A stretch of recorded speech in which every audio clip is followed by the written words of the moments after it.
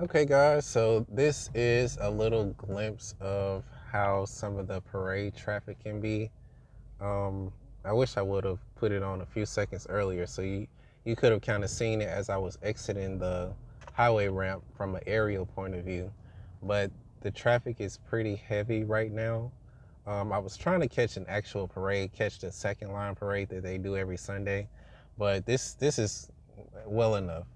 Um, so in situations like this, where I'm trying to use the defensive driving, the 5 keys of the Smith system, the biggest thing that I try to pay attention to before I even just think about 5 keys is pedestrians and figuring out a way out of the traffic as best as possible. A lot of times it's kind of hard as a Lyft driver because most of the riders that you pick up, they will want to be picked up in some of the busiest traffic spots. So I'm going to keep going.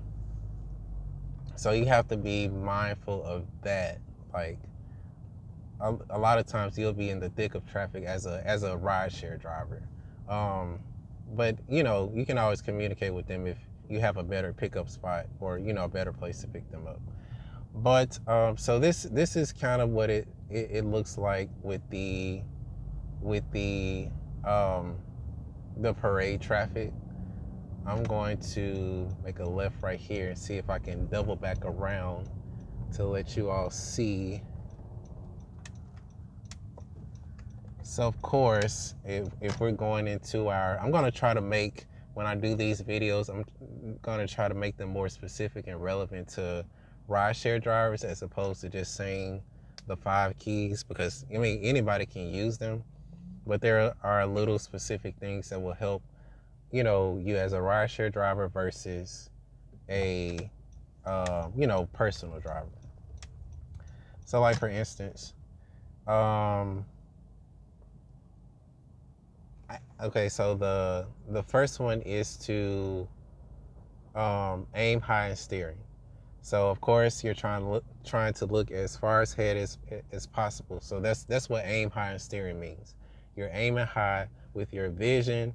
You're not just looking at the cars in front of you. Um, that's important as a Lyft driver because you, especially when you're picking somebody up, you're anticipating where you'll be able to pick them up, how long you'll be able to wait at a particular spot. A lot of times you kind of just have to, as bad as it sounds, you kind of have to make a pickup spot because it's not really a lot of places on the side to pick people up, especially if it's a lot of parked cars on the side. So you really just kind of have to make do with what you have, while also identifying like the motorcycles are like these guys right here. They're driving between cars. The bicyclists coming up on the right side. People opening up their car doors on the right side that aren't paying attention. So that's why I kind of try to stay in the left lane because you can kind of avoid most of that, like the bicycle lane, the pedestrians on the sidewalk. There are pedestrians that come in this median right here, and they'll kind of jump out in the street too. But see, you really have to pay attention. You see this guy right here riding his motorcycle on the right side. You have to be a lot more cautious in the right lane, in either lane, but especially in the right lane. But those are all of your potential hazards.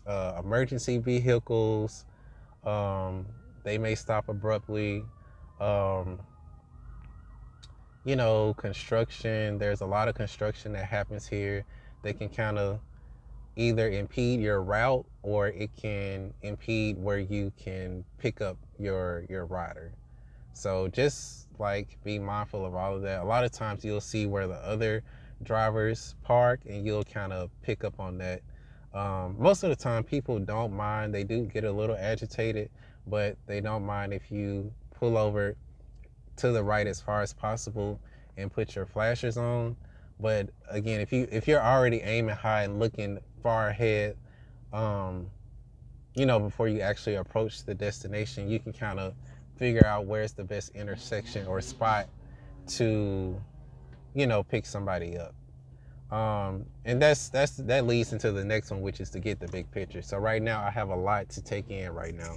I have the guy driving in the on his motorcycle in the median. I have the cars that are lined up in front of me, and on the side I have the cars that are trying to merge over right here in this median right here.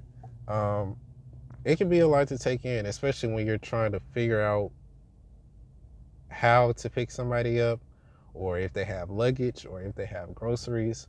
um, because the longer you sit somewhere that has a lot of passing traffic, like that has a lot of oncoming traffic, the higher the danger is that something can happen to you or your rider, or things like that. So I'm always looking around, keeping my head on the swivel, getting the big picture, looking at my right, and I see that this lane is accelerating more the right lane, so I'm letting those cars pass.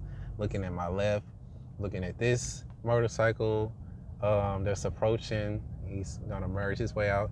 The bicyclist just came across, even though there's not a crosswalk right there. So you see what I'm saying? Like, you really just have to keep awareness of what's happening at all times. Um, See, this person has their car door open that they just left open, and there's cars passing by. Like, you don't want to do things like that as a driver. Like, if you want to, if you're pulled over like these cars are, and you're having to get out to help somebody put luggage in your back seat, if you're taking them to the airport or something like that, always look before you get out. Don't just hop out. Don't leave your car door open, because these cars do drive by really fast, and a lot of them don't pay attention. And even with these cars, now you see on double sides, there's cars parked in the median, and there's cars parked on the right. And this is the culture here.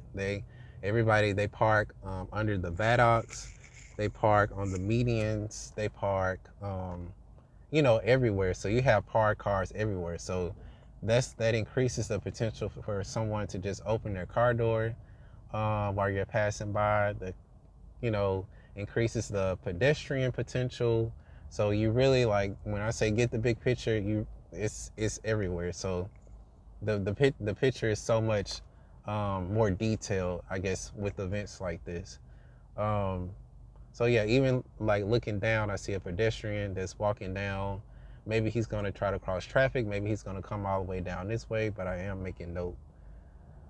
So yeah, that's number two. The third thing is keep your eyes moving. So I'm looking around, looking around. I'm never staring. I'm never getting tunnel vision. Um, Looking around as much as possible. If I need to turn my head every 5 seconds or so, I do that, just to see if any bicyclists are coming in my blind spots, or any pedestrians. People will walk in front of your car all the time, trying to cross the street, and you may be looking back trying to see if you can get over, and then you move forward, and the next thing you know, you look ahead of you and somebody has walked in front of your car. So just be mindful, like, before you, like, especially in traffic like this, when people feel like it's safer to cross, even when there's not a crosswalk. They feel like it's safer to cross the street, but it's not. So you just have to be much more vigilant for pedestrians that will all of a sudden cross without making eye contact or giving you a warning. And yeah, so that's that one. Keep your eyes moving. The next one is to leave yourself an out. So of course you always want to leave yourself, enough space to get out. It's kind of hard to do in traffic like this, but you see, I'm not all the way in front. I'm not all the way on the bumper, on the bumper of the car in front of me. Oh, excuse me. I'm not all the way pulled up on the bumper of the car that's in front of me, if that makes sense. I'm leaving myself enough room to get over in the next lane if I have to. So yeah, try to do that as best as possible. Make sure they see you. So of course, have your lights on, your headlights on. You see it's getting dark.